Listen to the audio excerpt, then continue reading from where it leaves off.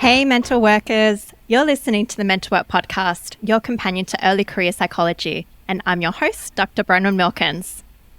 Have you ever thought about working in the NDIS, or do you currently work within the NDIS system or with NDIS participants? Is it a struggle, or do you really love it? Do you not know what I'm talking about when I say the letters NDIS? Well, here to help unpack the NDIS, which is the National Disability Insurance Scheme, and how to work with NDIS participants, is our guest today, which is Dr. Katherine Elliston. Thanks for having me. My pleasure. Thank you so much for coming on the podcast. So, Katherine, can you just tell listeners who you are and what your non-psychology passion is? Sure. So my name's Katherine. I am a psychologist living in Hobart in Tasmania. I grew up in Tas, so this is where all my study and work life has been based, which is a bit of a unique perspective in and of itself. Non-work passion. I am quite into gardening. I'm building my skills, let's say, but my dream is to become self-sufficient, or as close to self-sufficient as I can be eventually. Fingers crossed I don't kill off all the veggies. What are you currently growing? Oh, a range of different things, but my biggest success at the moment is strawberries. We get an insane amount each day, so that's quite fun. Wow, that's amazing, and also very tasty. Yes, definitely. Yeah, I'm growing lettuce at the moment, and we've got lots of lettuce, but I'm definitely not eating enough salad. I'm like, do I need to just eat salad like breakfast, lunch and dinner? Maybe you need to adjust your diet just to what you've got available. I know. But with strawberries, I feel like you can just eat them every meal. Pretty much. It's quite versatile. Yeah. No, what a great passion. Gardening is so relaxing as well. Yeah, absolutely. Yeah. So listeners, today we're going to cover what the NDIS is, but we're also interested in how Katherine came into contact with this topic, because I hope you don't mind, Katherine, but I just wanted to mention as well that you're involved in a lot of advocacy and advisory roles in the disability sector. So you're the Tasmanian representative on the Australian Disability Advisory Council and the Deputy Community Chair of the Premier's Disability Advisory Council, and a member of the Supported Accommodation Governance Team for an SDA property in Tasmania. Wow, that's a lot. Yeah, it's a bit to juggle, but I do love it. It's obviously something that I'm very passionate about, the disability space, so very active. Yeah, so we're interested in how you came into contact with the disability sector. And then Katherine works in the disability sector with NDIS participants, and she has been for the past few years. She's going to share with us some tips and tricks on working well with NDIS participants and just a little bit about the system as well. So hopefully by the end of this episode, you'll come away with more knowledge about what NDIS is and how to work well within it. Does that sound good, Katherine? Yeah, absolutely. Let's go for it. Okay. So what drew you to the disability sector? Well, I have a younger brother with an intellectual disability. So growing up, I saw that he was really engaged in a whole range of allied health supports, had a lot of early intervention. He initially was very late to start talking, communicating with others. And I think from that really young age, I then stepped in to help kind of communicate or translate almost between my brother and other people. And I think that was what really started my interest in disability around, well, he can talk, he can communicate. Why aren't you guys listening? And I recall being a young child being very frustrated that he wasn't always able to get his needs met by other people. And I think that's what really sparked my interest in advocacy work, in the importance of just slowing down and listening to people and in all things disability. And it just kind of grew from there. So with the disability sector, is this always a place you thought you would be in as a psychologist, where you're like, Yes. I'm going to be a psychologist? Okay, yep. Yeah, pretty much. I don't think I thought about anything else. It was always disability sector. Absolutely. Yeah. And it sounds like you really wanted to make a difference in this sector. So you really wanted people to listen with folks with disabilities. Is there anything else that from your own personal experience you were like, I really want to address that as a psychologist? It was mostly just taking the time to listen to people, I think. When my experiences growing up, it was all state-based and now it's federal-based under the NDIS. So I don't think I really had that understanding of how the systems were changing, and they were changing very rapidly and continue to do so. So I don't think that there was, I didn't come in with a specific goal to change something in particular.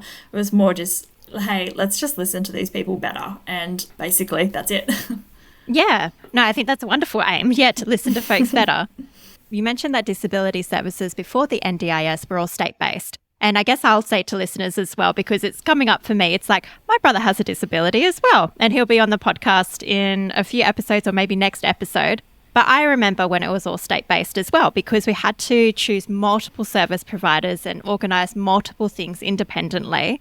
And yeah, there was a lot of services in allied health that my brother was going to as well. So when the NDIS came in, it came in about 10 years ago now?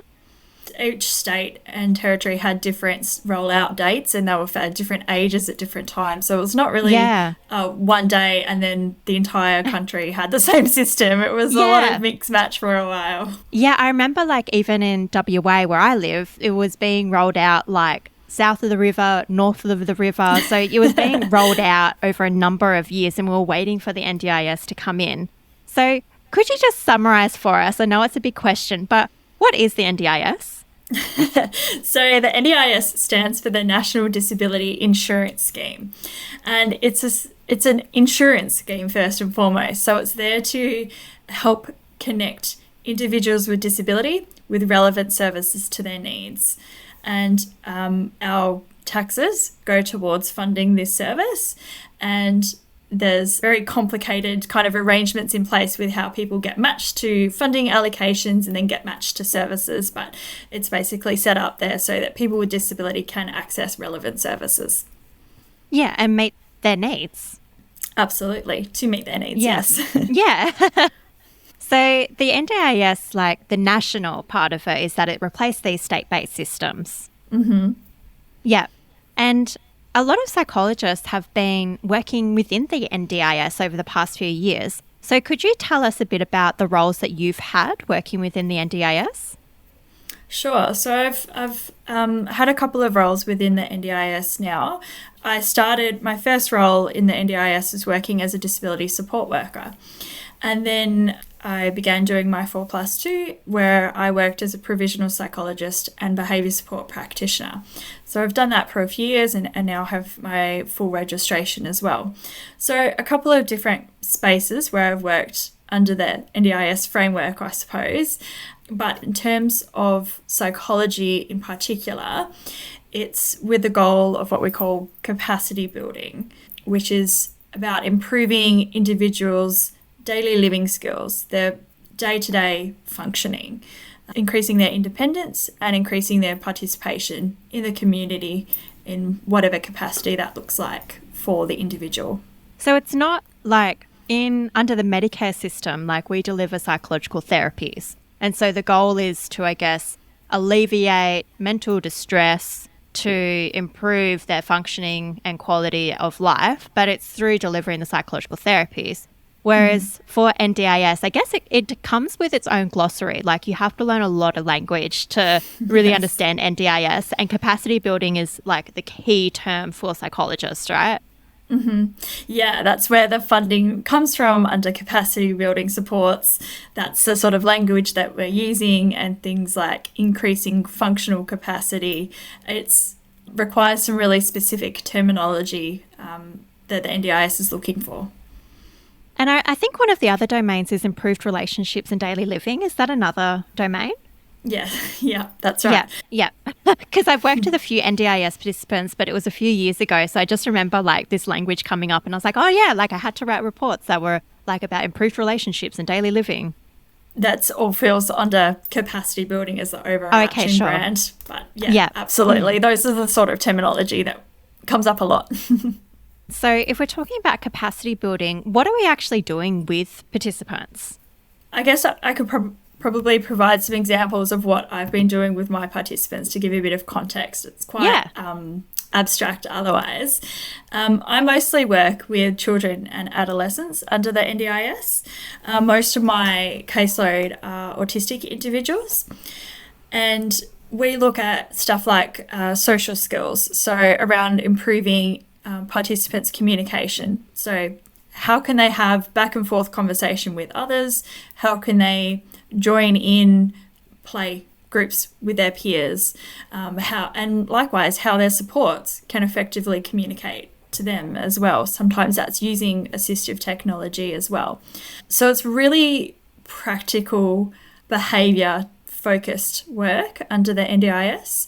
Very, very applied. I think when I think about psychology under the mental health system, in my mind at least, it's a little bit more cognitive based. I guess under the NDIS, it's very applied. You can see very clearly the impact it's having on that day-to-day basis for these participants. So yeah, I guess under Medicare, it's like would be focusing on people's thoughts and feelings, and maybe having a look at how helpful or unhelpful the way people are thinking are, and how that contributes to their view of situation and then affects how they cope with stressful things. With NDIS and people living with a disability, we're really looking at how can we set them up to communicate with others, help them out with shopping or planning or organising, that kind of stuff. Yeah, that's exactly it. Very practical things. So it's a lot of mapping out with visuals around routines, a lot of planning around what's your day going to look like, what's your week going to look like. Around mostly if we think about CBT, it's the B in the CBT. Yes. It would be the focus, yeah. Yeah. Do you do any work on emotions with NDIS participants, like how to regulate emotions? Yeah, absolutely. That's a really key component here as well. But it's thinking about how to regulate those emotions and how to safely express them, the difference between safe versus unsafe, or expected versus unexpected behaviours. And then it's linking more back to behaviours as well. So yes, the emotions and emotion regulation certainly come into it, but it's less about their underlying cognitions there. Okay. And with the emotions as well, I'm just curious, do you work one-on-one with people, or do you work within their system, like with their parents or their carers? What does that look like?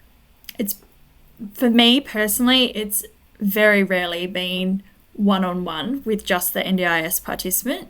I suppose it depends on the NDIS participant's support needs and their level of functioning and independence, but for the participants I've worked with, you're certainly working with their support team. So often that's their parents, it's often the school as well, their support workers, everybody around them that is connecting with the participants on a day-to-day basis. Of course, there's one-on-one work as well.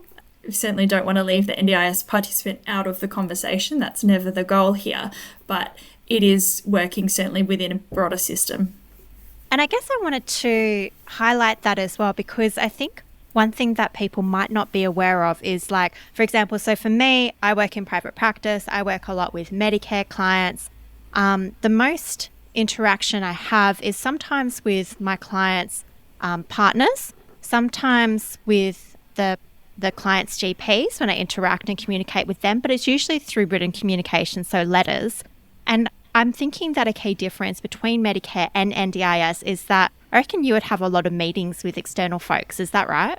Yes, definitely. Yeah. We call it care team meetings. And yes, certainly that's a large part of my week is around meetings with external providers. And I think one thing is, like, so for me in private practice, I might see 4, 5 or 6 clients a day. How many clients are you seeing a day?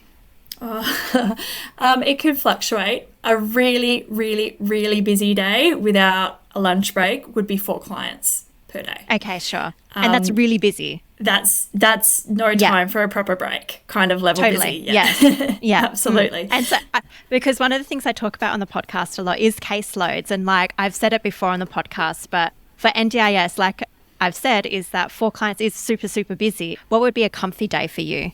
Like how many clients? 2 to 3. 2 to 3. Yeah. It depends. Yeah. There's a lot of report writing to do under the NDIS as well. So it depends, if you've got report writing. Sometimes I have just days where all I'm doing is report writing and not seeing any clients. But 3 would be the amount that I aim for. Yeah. So I think I've jumped the gun a bit. So let's go back and be like, okay, what are your work roles? Because I think you mentioned to me off air that you actually have two. There's one which is psychology and there's one which is behaviour support. So I think listeners would be interested in what's the difference. And then we can talk about the kind of tasks that you might do in both. Sure, absolutely. I actually have three roles. I supervise and behaviour support too. Okay, sure. I know, just to add another thing. Yeah. So we've talked a little bit about the psychology aspect there. Okay, cool. Yeah. Behaviour support is a little bit different. So a lot of, I've noticed in particular, a lot of early career clinicians tend to do a dual role where they're working as a psychologist and in behaviour support, which is certainly where I started, but what I've also continued to do as well. I think, look, the reason being for that would be more financial for the business. Behaviour support brings in a higher hourly rate than provisional psychology or counselling under the NDIS. For behaviour support, we're looking at what's called restrictive practices, so things that may be in place to, the idea is that they're in place to safeguard an NDIS participant. But in doing so, it restricts either their access to or movement within the community. So behaviour support would be around identifying the use of restrictive practices and working very hard to fade them out over time. We don't want our NDIS participants to be subjected to lots of restrictions in their life. That is a really key part of that work, and the reason why we don't is an infringement on their human rights. So we want our NDIS participants, just like everybody else, to have as much access to the world as they possibly can. So that's really the focus of behaviour support, is about reducing and eliminating those practices. Yeah, and NDIS does have a huge, it's a human rights framework. So the principles of NDIS are choice, control, autonomy, helping them live as much of their life independently as they can, not having these restrictive practices as much as we can, right? Absolutely. And behaviour support is around looking at what we call behaviours of concern are going on. So what sort of behaviours might be occurring for that individual that might be a result of them trying to communicate with other people or manage internal distress. So that can be things like verbal aggression or physical aggression, property damage, breaking things, etc. And behaviour support is focused around managing those behaviours whilst working to reduce and eliminate the use of restrictive practices. So I think a fairly different focus to what psychologists under the NDIS do, which is around increasing individuals' participation into the community. So similar but different kind of overarching focuses there. And can you walk us through what you do when you assess behaviours of concern? Because I think a big focus for behaviour support practitioners is this functional behaviour analysis. Is that right? Yeah, absolutely. Again, big topic, but could you just walk us through what the hell is a functional behaviour analysis?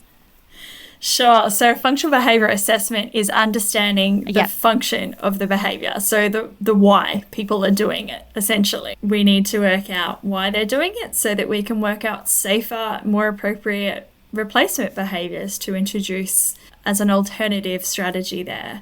How we generate that, it's a lot of clinical interviews with key stakeholders. So that might be with group home team leaders, it might be with disability support workers, day support program managers, families, of course the NDIS participant as well. It would be involving observation of the NDIS participant and their supports in a range of different settings. So you can work out, this sort of support or this way of communicating works really well here. Let's try and replicate it over here, etc. And there's some formalised assessment tools that we can use as well to help inform that impression. It's quite a lengthy process to complete a functional behaviour assessment. Well, it's a lot of hypothesis testing, isn't it? It's like, okay, what is prompting the person to engage in this behaviour? What setting does it occur in? How frequent? What's the intensity?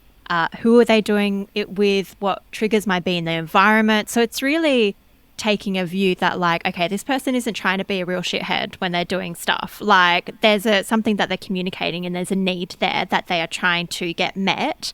And then the people are viewing it as challenging, but they're viewing it as like, I'm just trying to get my need met. Absolutely, absolutely. And, I think under the NDIS, a lot, not every, but a lot of the NDIS participants do have troubles with communicating their needs to others. So naturally, that oftentimes results in behavioural outbursts or behavioural difficulty. But I think people are just trying to do the best they can with what they've given. Yeah, absolutely. So it really takes a really understanding and compassionate view towards humans. I guess it, just comes within the human rights framework again. Yeah, absolutely. And is that something that you enjoy doing, or is it challenging for you? I love it. I feel like it's a little bit more straightforward than the work in psychology.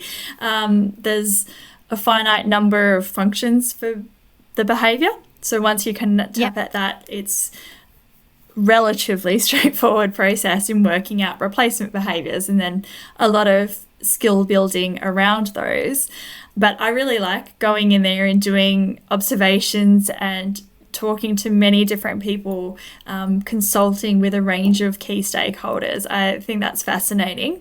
I do also supervise other behaviour support practitioners that are new to the NDIS, are new to this role, and guide them through that sort of process of understanding the behaviours and writing the very lengthy reports that the NDIS requires too. It does sound very rewarding as well, because if you can identify the function of a behaviour and then come up with a replacement behaviour that you then train the system to use and you help build the skills in the participant to use, it sounds like that could be really rewarding to see. Yeah, absolutely. I've had some massive wins where I've had clients that we were targeting behaviours such as running out towards highways that now know safer ways to express their needs, and that's completely eliminated. Alongside that, there's no need to lock doors anymore, and that they get more access to the environment. So it has such potential to have a really big impact on participants' lives, and that is so rewarding when you can get to that point. It's amazing to be part of. That's wonderful. So, Katherine, when we're talking about psychology and behaviour support, you did mention lengthy reports of the behaviour support role. Could you just tell us a bit about maybe the tasks you do in either role? In psychology, my work is around a lot of emotion regulation work and a lot of social skill training type work. Under psychology, I would usually write a progress report, which would be identifying the participants' NDIS goals and how our therapy goals are working towards their NDIS goals, where they're at, and recommending additional supports in future or a reduction in supports in future if we've met those goals. Under behaviour support, it's around identifying the use of restrictive practice, identifying the behaviours of concern, working to reduce both aspects there, write functional behaviour assessment reports, write behaviour support plans, train key stakeholders like NDIS support workers, families around the behaviour support plan, and then teach the NDIS participants the replacement behaviours and the skills to use alternative ways of communicating their needs. Cool. So there's a variety of tasks that you undertake. And one thing I'm interested in is, do you write reports where you are asking the NDIS for more funding or different funding?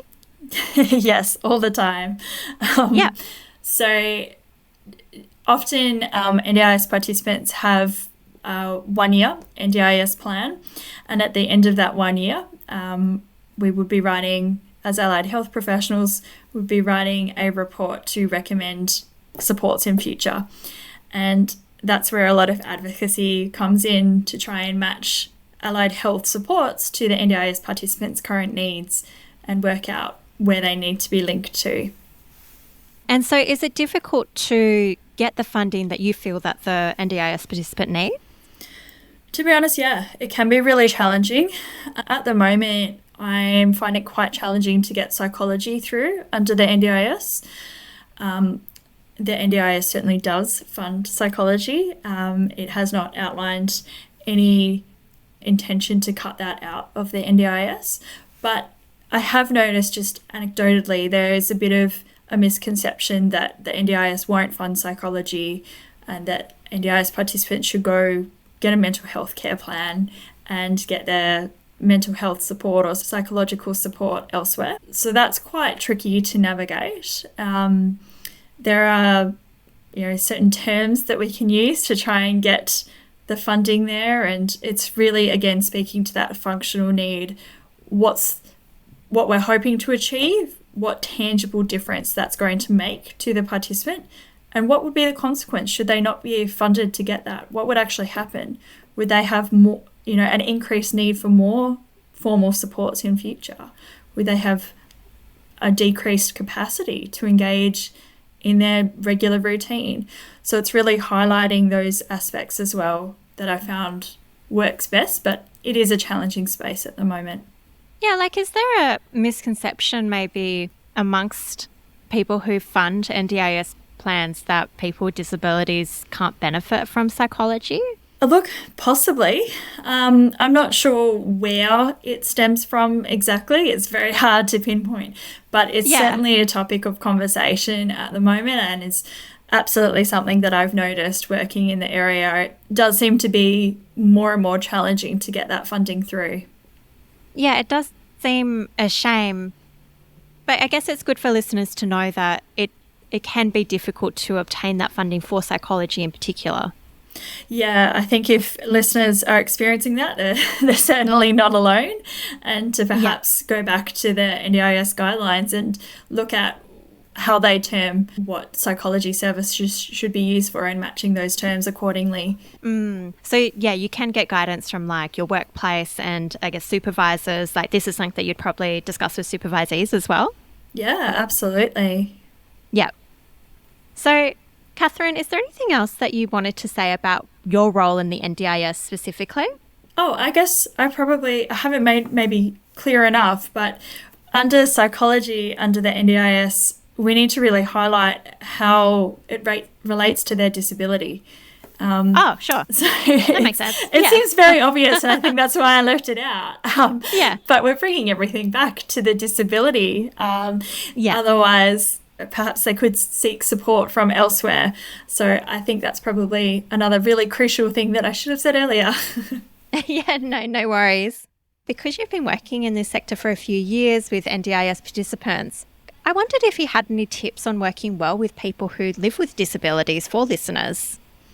Any do's and don'ts. Okay, so let's create some do's and don'ts. I guess my don't would be assuming that everybody with disability is the same. Even if it's the same type of disability, it's not necessarily going to be the same presentation, and you would still need to adjust your approach to the individual that's in front of you. So it is very individualized. I suppose that's, across the mental health spectrum, but if you meet one person with anxiety, that's just one person that's experiencing anxiety. There's so many different types that fall under that, and we would adjust our intervention and our work with clients accordingly. It's the same under the NDIS. Everybody's very different, so let's just start by assuming that and working with who's across from you. Awesome. Yes, I think that's very important. There's no one-size-fits-all approach. Absolutely. Another don't would be if somebody has a physical disability, that doesn't mean that they necessarily have an intellectual impairment or a cognitive impairment. Don't talk down to them and assume that there's some cognitive difficulties going on there. There may be, there may not be. It's very insulting to go in with that assumption.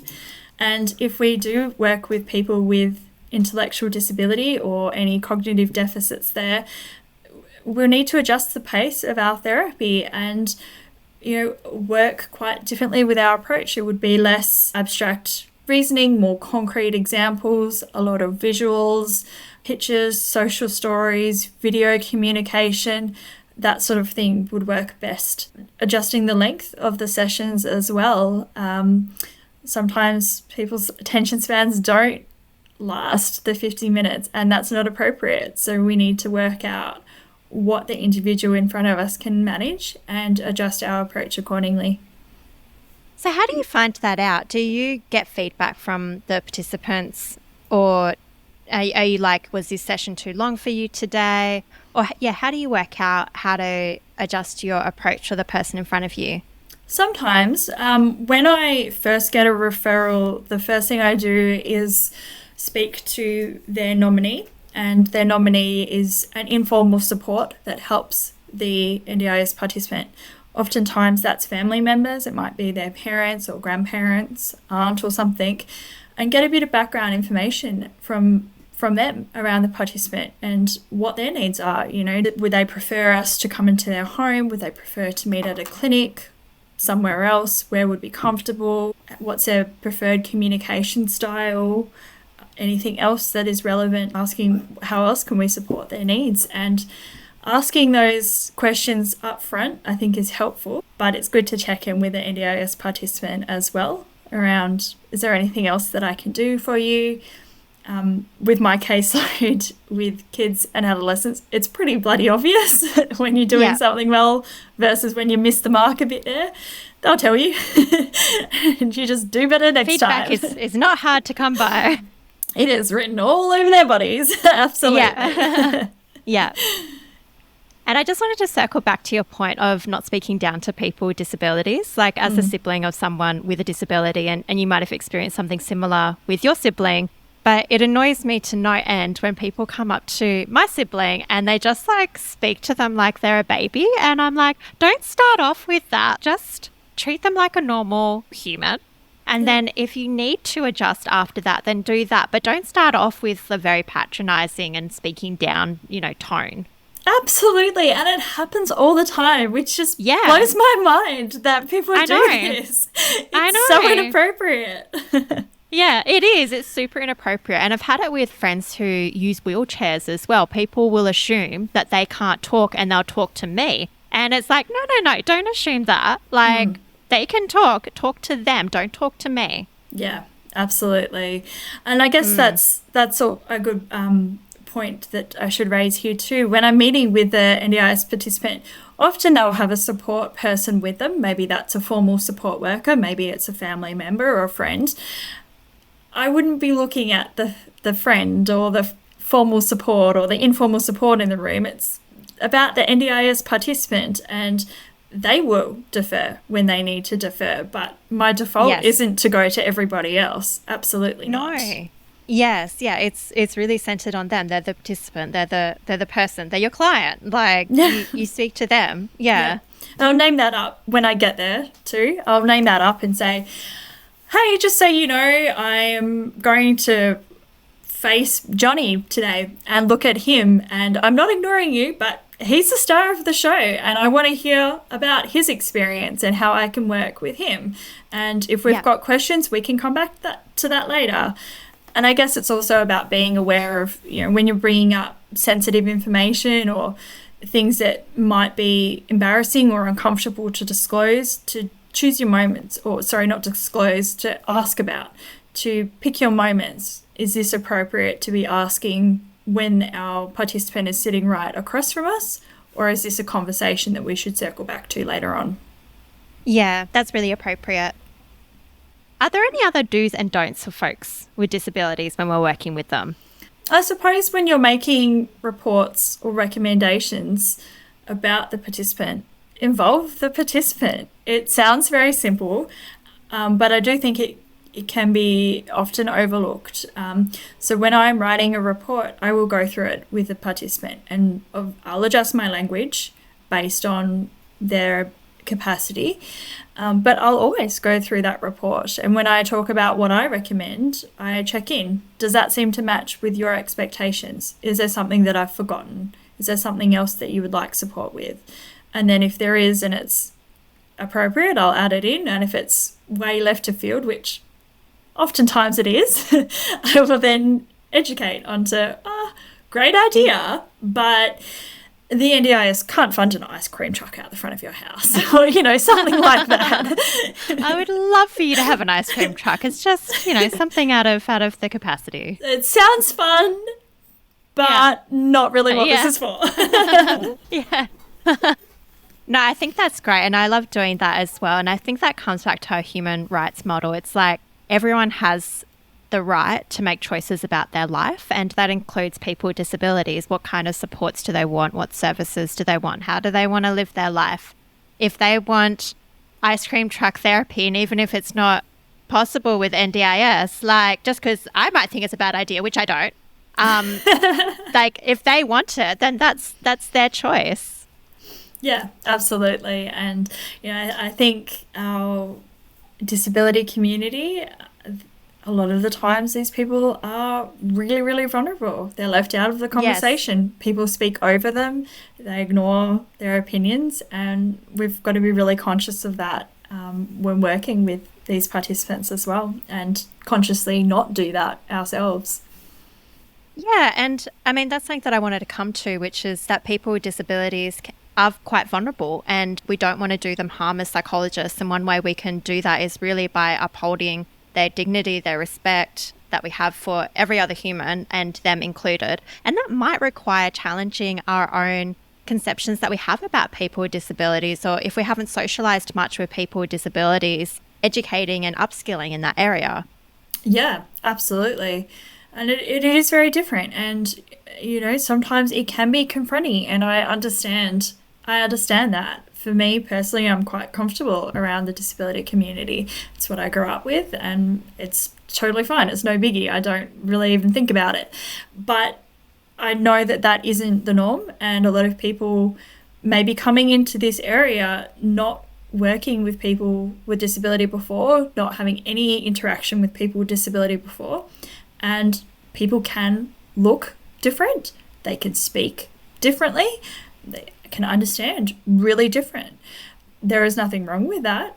It's just around challenging our own biases with how we recognize and respond to that. Absolutely. And I think that's what supervision is really good for as well, like being able to discuss our biases in a safe place. So, for instance, like my brother who has an intellectual disability, I know that I may need to talk about something in multiple different ways, or show something in multiple different ways for my brother to understand what I'm trying to get across. And I'm not impatient with that. I just know from being the sibling that that's what I need to do.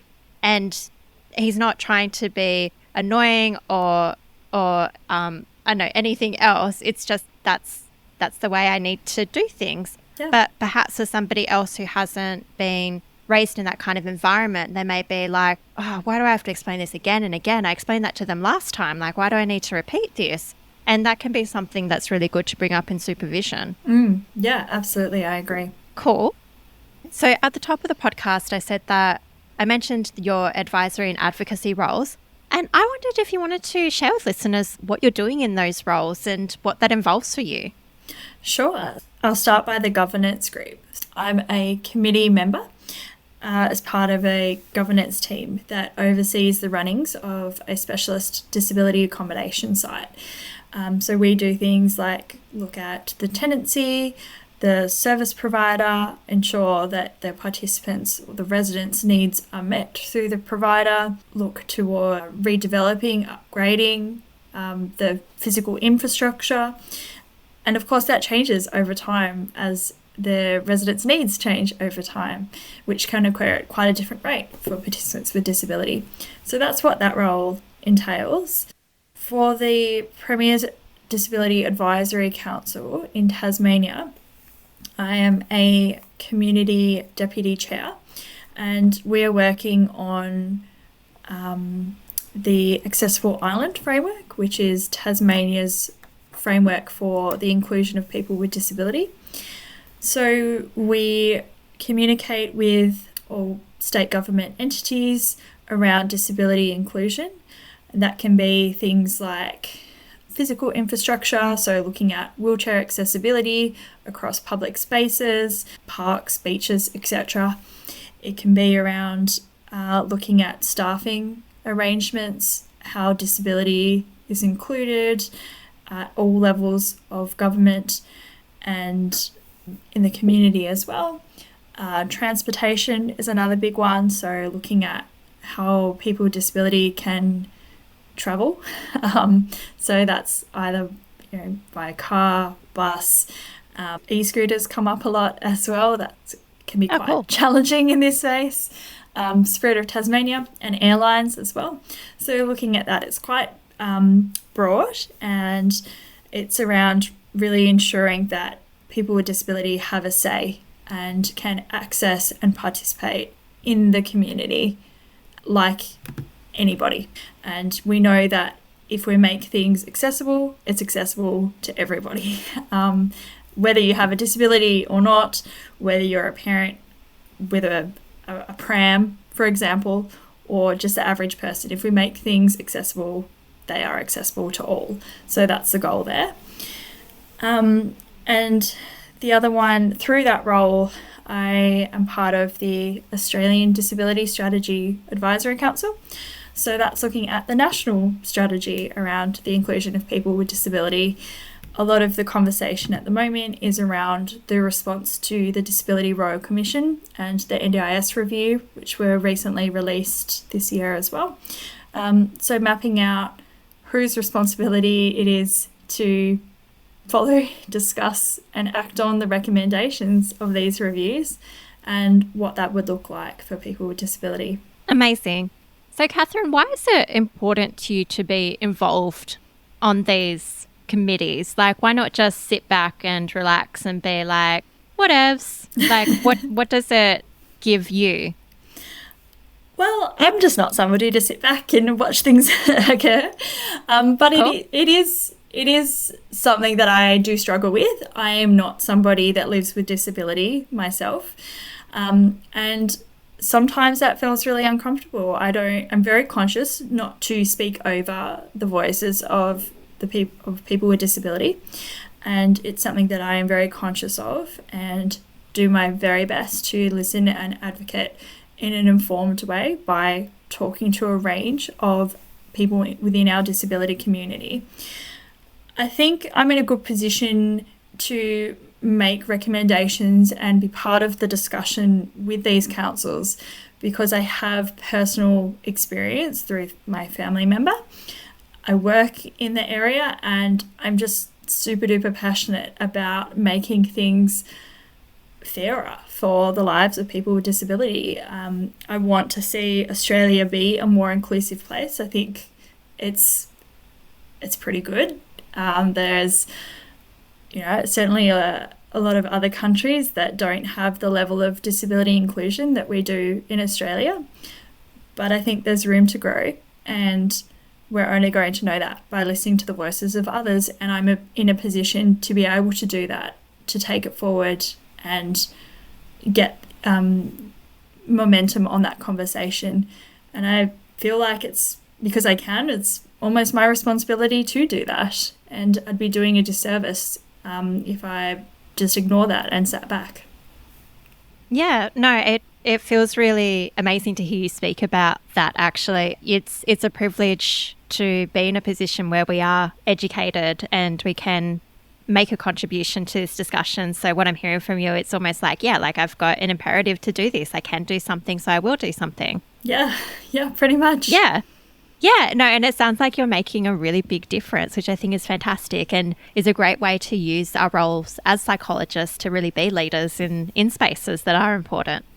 Being a psychologist in this space has taught me the skills to communicate with a range of different people to get those needs communicated across, obviously with academic writing, report writing, advocacy stuff. I think we're in such a unique position to have that be almost that middleman and get the message moved across. So I feel like it's a really privileged, very unique, special position to be in, and I'm so glad that I get to be part of that. Yeah, that's awesome. I'm really keen on being an active member of the community and being involved in passions where you can make a difference as a psychologist, and also using your lived experience. And so, yeah, I would encourage anybody who also wants to get involved in the disability space to do that, I think. Are you guys looking for new members? I'm sure all the time. There is always, well, look, I can speak a bit to Tasmania in particular, but I'm pretty sure nationally there's a shortage of psychologists that work with NDIS participants. And get on it. Yeah, there's such a need there. So absolutely, get on it. Yeah, no, cool. And when we're talking about inclusion, tell us what the future holds for you, because I know that that's a passionate area that you want to bring into your work moving forward. Is that right? Yeah, absolutely. So at the moment, I am about to transition to a role as a school psychologist. And through that role, I really want to work towards the inclusion of people with disability in mainstream education settings, working out what supports are needed, how we can make that happen, and how we can have schools have their education and disability awareness so that future generations are growing up with more inclusion around them. I think that's amazing. The number of people who I've met who's like, the schools can't accommodate what their children need, say, and then the only alternative they've had is to homeschool their children has been too many. And in my own personal experiences growing up, watching my brother trying to struggle to be included at a mainstream school, it's a shame that it's still such a struggle. Yeah, and it is. It really is. I think things are improving. That's, a changing space that's rapidly evolving. There's certainly been a lot of recommendations come out recently about how to advance this space. We've come a long way, but I think there's just so much potential to improve things even further to have that longer term impact on people. Absolutely. Yeah, 100%. And yeah, I wish you the very best with your school psych position. I hope it goes really well. What an exciting future. Thank you. I'm very excited for the opportunity. We'll see how things unfold. I don't think that there's a special place in my heart for disability work. So we've just got to work out how to mesh all of the interests and passions together, I think. Well, Katherine, is there anything that we haven't touched on which you really want to share with listeners? I guess if people are listening to this and wondering if it's an area that is going to work for them, I think give it a try. Be open to learning and, learning from your peers, your supervisor, and learning from people with disability would be my main takeaway. I think there's so much potential there. Katherine, if listeners want to learn more about you or get in touch, where can they find you? I am on LinkedIn at Kat Elliston, not super active on other areas of social media, so I think that's probably the best way. No worries. Well, Katherine, thank you so much for coming on. I really appreciate it. It's been such an enlightening conversation about NDIS, working with people with disabilities, and just a really good insight and overview about this system and the roles that psychologists can have. So thank you so much. Oh, thank you for having me. It's been such a great opportunity to have these conversations. Could talk about disability work all day, so I feel just so happy that somebody wanted to listen to this. Yeah, no worries, and I'm sure a lot of listeners have benefited. So listeners as well, thank you so much for listening. Have a good one and catch you next time.